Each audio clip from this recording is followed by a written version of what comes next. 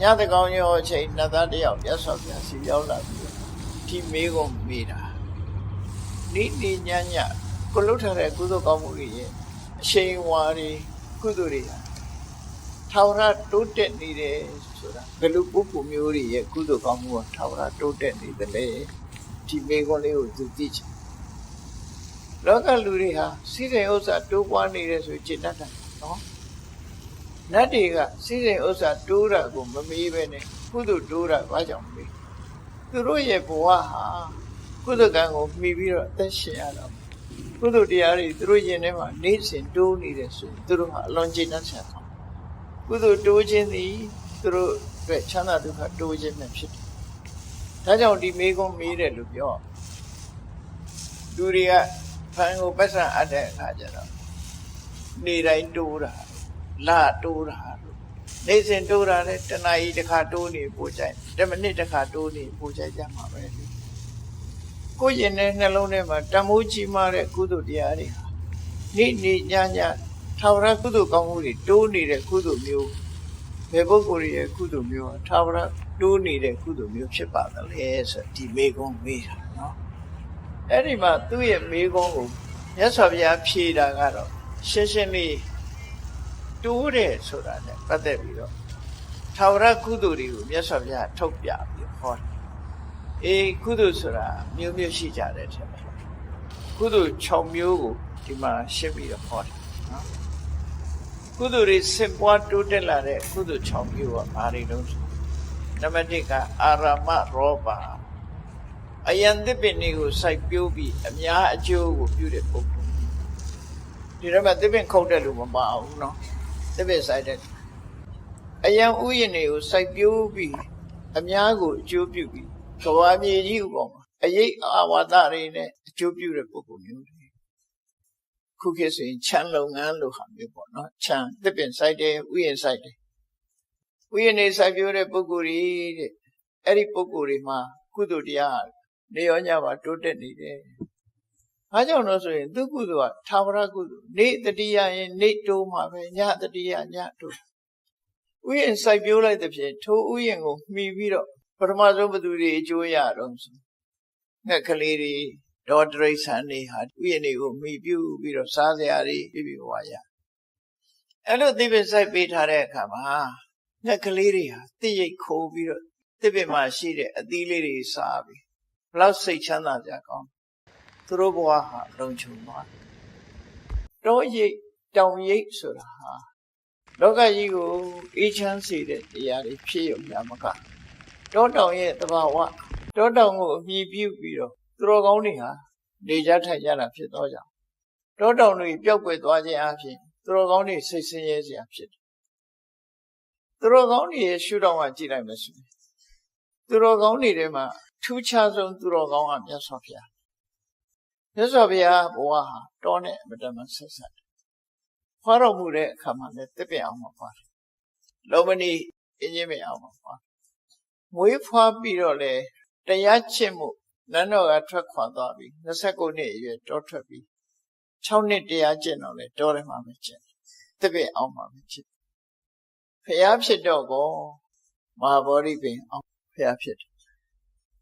ဘုရားဘဝမှာနေတဲ့အခါရောစေတဝဏီဝိဟရတိဝေလူဝဏီဝိဟရတိဣတိပတနေဒါတွေအားလုံးဟာတောတွေတောင်တွေကြီးပဲကောမြတ်စွာဘုရားရဲ့ဘဝမှာတောတောင်တွေမှာပဲသတင်းသုံးနေထိုင်သွားတာရာသက်ပံလို့ပြိဋိဘံဆန်တဲ့အခါကျတော့လေကုသိနာရာလို့ခေါ်တယ်ကုသိနာယုံမန္လမင်းတို့ရဲ့အင်ញင်းဥယျာဉ်တွေကအင်ញင်းမဲ့နှစ်ပင်ချားမှာပြိဋိဘံဆန်တာနောက်တစ်ခါကိုမမြင်ရတဲ့တ attva တွေဟာလည်းပဲသစ်ပင်ရိပ်တွေပါမှီပြီးတော့သူတို့ရဲ့ပုံမိမှန်တွေကရှိသစ်ပင်ခုတ်လိုက်လို့ရှိရင်ပုံမိမှန်ပြုတ်ကြတွေ့တယ်မလားဟော်ရမြိုင်ဘက်မှာမြေပြိုတာတွေ့တယ်မြေပြိုရင်အိမ်တွေလည်းပါသွားတာအဲ့တော့သစ်ပင်လဲရင်လည်းသစ်ပင်ပေါ်မှာရှိတဲ့ပုံမိမှန်တွေပျက်စီးမှာပေါ့ဒါထုံးစံယောဂစိုးဆိုတာသစ်ပင်ကွာကြတက်ထိုင်နေတာမဟုတ်ဘူးပကြီးဆရာဆွဲတယ်လို့ဘယ်ကြာကြီးထိုင်နေမှာတော့မြောက်ကြီးလို့နေမှာပေါ့ဆိုလိုတာကယောဂစိုးမှာဖိမှန်အမျိုးအစားနှစ်ခုရှိတယ်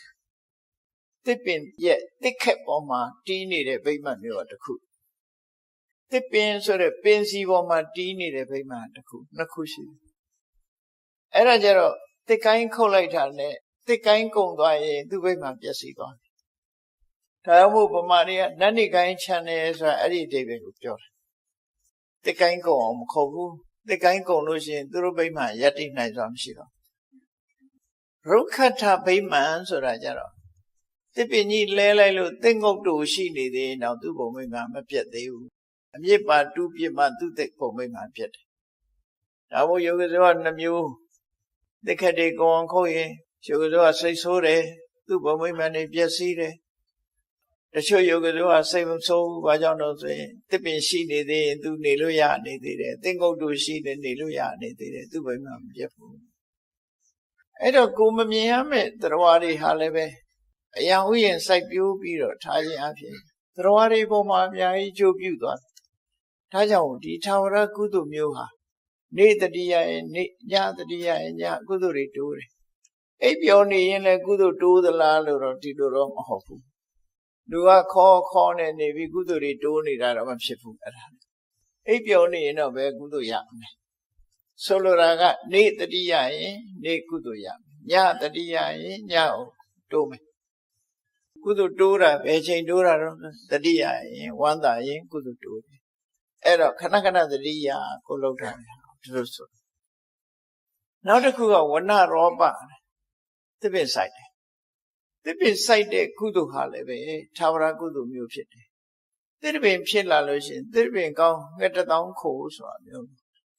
အများကြီးကိုအကျိုးပြုတာဖြစ်တယ်ကဘာမြေကြီးကိုအေးမြစေပြီးတော့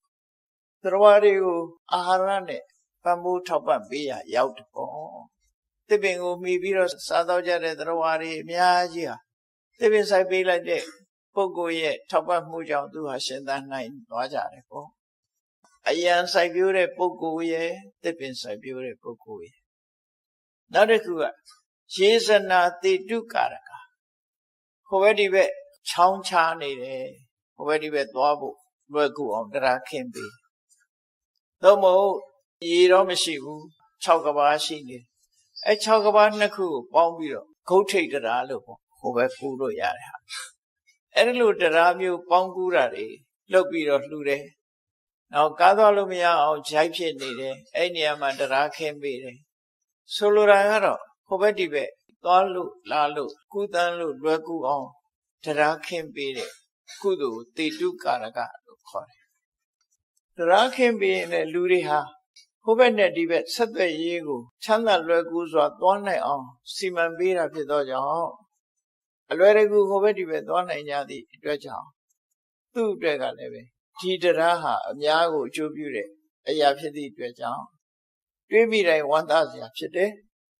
ဝမ်းသာတိုင်းဒီကုသိုလ်ဟာလည်းပဲတိုးနေတဲ့ကုသိုလ်မျိုးဖြစ်တယ်ဥယျာဉ်စိုက်ပျိုးတဲ့ကုသိုလ်သစ်ပင်စိုက်ပျိုးတဲ့ကုသိုလ်တရားခင်းပေးတဲ့ကုသိုလ်နော်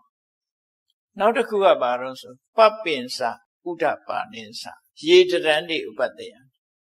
မြန်မာလူမျိုးတွေရဲ့ယဉ်ကျေးမှုကဘာလို့ဆိုရေဦးစင်တဲခုခေတ်တော့ရေဦးစင်ယဉ်ကျေးမှုကပြောင်းနေတယ်တော်တော်များများပြောင်းသွားတယ်တော်ရဒီမှာတော့ရှိကုသတတ်တဲ့ယောဂဝေဒနာတွေပေါ်တော့လေရေဦးစင်သူတော့ကိုတော့ဆိုခက်တယ်ဒါပေမဲ့တစ်ခါတော့လေးတွေနဲ့လှုပ်ပြီးရင်တော့လည်းအဆင်ပြေပါတယ်သို့မဟုတ်ပါးစပ်နဲ့မတည်ဘဲနဲ့မောပြီးတော့ရေစက်ချတောက်တဲ့ဤလည်းရှိပါတယ်နော်ခုခေတ်တော့ခင်ပြီးတော့ရေသမှုလေးတွေထားလို့လည်းရတယ်ပိုက်နဲ့ထားလို့လည်းရတယ်ပိုက်ကလည်းပဲဖွင့်ပြီးတော့တောက်ရတဲ့ပိုက်မျိုးလည်းရှိတယ်အိန္ဒိယနိုင်ငံမှာတော့ဘယ်လိုထားတော့ဆိုပိုက်ခေါင်းတွေကဘောအစွတ်ကလေးနဲ့ထားတာအဲ့ဒီအစွတ်ကလေးကိုမတင်လိုက်မှရေရထွက်တာဟိုလှဲ့တဲ့ဟာမဟုတ်ဘူးသူကအဲ့ဒါလေးကိုမလိုက်လို့ရှိရင်ရေထွက်သွားအဲ့ကြတော့သူကနွားတွေတောင်တောက်တတ်တယ်နှုတ်သီးနဲ့ထိုးမလိုက်တာအဲ့ဒါပါဇက်တဲ့ရေရောက်သွားဗမာပြည်ကရေအဲ့ရေကောင်းတော့တောက်လို့ရမှာမဟုတ်ဘူးသွားနဲ့ကြိုက်ပြီးတော့လှဲ့မှရမှာဟုတ်ဒီဟာမြောက်ကလည်းတောက်တတ်တယ်နွားကလည်းတောက်တတ်တယ်အဲ့ဒီရေဦးစင်မျိုးအဲ့ဒါလို့ရေဦးစင်လှုပ်ပြီးတော့လှူဒန်းထားတဲ့ကုသိုလ်ဟာလည်းပဲ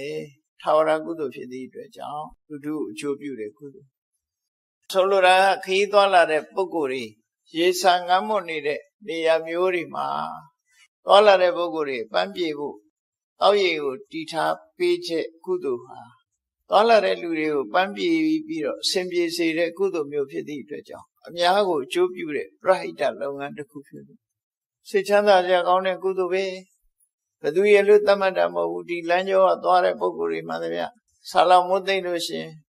ရှည်လေးတောက်ပြီးအားလေးပြေးတဲ့အခါခီးဆက်နိုင်ကြတယ်ပေါ့နော်ထာဝရကုသိုလ်လို့သူတို့ခေါ်တယ်တတိယတိုင်းကုသိုလ်ကောင်းမှုတွေတိုးတက်နေတယ်နောက်တစ်ခုကတော့ဥဒ္ဓပါဏ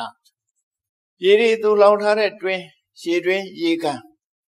ရေရှားတဲ့အရာဒေသတွေမှာအဝီစီတွင်းတူးလှူတာပဲဖြစ်ဖြစ်ရိုးရိုးရေတွင်းတူးတာပဲဖြစ်ဖြစ်သို့မဟုတ်ရေကန်ဆောက်လှူတာပဲဖြစ်ဖြစ်အဲ့လိုရေဆိုတာလူတွေအတွက်များစွာအကျိုးပြုမွတ်သိမ်မှုကိုကာဝယ်ပေးတယ်ရှင်ထဲကအပူတွေကိုအေးမြစေတယ်ခန္ဓာကိုယ်တန့်ပြတ်သွားစေတယ်ဘလောက်ပဲပင်မမျက်နှာလေးသိလျက်ရင်လန်းသွားတယ်ဟောရေရဲ့အကျိုးတွေနဲ့တန့်ရှင်းသွားတယ်လန်းဆန်းသွားတယ်အဲ့ဒီအကျိုးတွေကိုမျှော်ကိုးပြီးတော့ကုသိုလ်ကောင်းမှုလုပ်ပြီးလှူဒန်းထားတဲ့ပုဂ္ဂိုလ်တွေရဲ့ကုသိုလ်ဟာလည်းပဲထာဝရကုသိုလ်မျိုးဖြစ်တယ်တဲ့အလုံး၅မျိုးရှိသွားနံပါတ်1ကအယံဥယျာဉ်စိုက်ပျိုးပြီးတော့လှူဒန်းတဲ့ကုသိုလ်များအတွက်သစ်ပင်စိုက်ပျိုးပြီးတော့လှူဒန်းတဲ့ကုသိုလ်တရားခင်းပြီးတော့လှူဒန်းတဲ့ကုသိုလ်ရှေးအိုးစဉ်လှူဒန်းတဲ့ကုသိုလ်ရှေးတွင်းရေကန်လှူတဲ့ကုသိုလ်နောက်ဆုံးတစ်ခုကတော့ပါရေတတန္တိဥပတ္တယံခီးသွားလာတဲ့နေရာမျိုးတွေမှာအဆောက်အဦဆောက်လှူတယ်ဆိုဒီနေရာမှာဘယ်လိုအဆောက်အဦတုံးလို့ဆိုတာလည်းမပါဘယ်သူကိုလှူတယ်ဆိုတာလည်းမပါတော့မြန်မာလူမျိုးတွေရဲ့ယဉ်ကျေးမှုမှာလမ်းဘေးဇရပ်ဆောက်ပြီးလှူတဲ့အကျင့်ရှိတယ်လေခီးသွားတဲ့လူတွေကတက်ပြီးတော့အပန်းဖြေနားနေအိပ်ဆက်လို့ရတဲ့ဇရပ်ကတုံးတွေရှင်ခွဲဇရပ်တွေဟိုဘက်ဒီဘက်ထိုင်ကုန်ခွဲထားလို့ရှိရင်ရင်ခွဲဇရပ်ခေါ်တာနော်အကောင်ပိုင်းဇရပ်ကတုံးလို့ခေါ်တာအပေါ်တက်ပြီးတော့ပန်းဖြေအိပ်လို့လည်းရတယ်အဲ့ဒီလိုအဆောက်အဦတွေဆောက်ပြီးတော့လှူတဲ့ပုဂ္ဂိုလ်ဟာလည်းပဲတဲ့လမ်းသွားလမ်းလာတွေအတွက်များစွာအကျိုးပြုတဲ့ကုသိုလ်မျိုးဖြစ်သည့်အတွက်ကြောင့်ဝန္တာပီတိဖြစ်เสียထာဝရကုသိုလ်မျိုးဖြစ်ပါတယ်အဲ့ဒီ6မျိုးနဲ့ရသော်ဘုရားကဖြေလိုက်ကုသိုလ်ဆိုတာတခါတတိယပီတိဖြစ်တိုးပြန်တယ်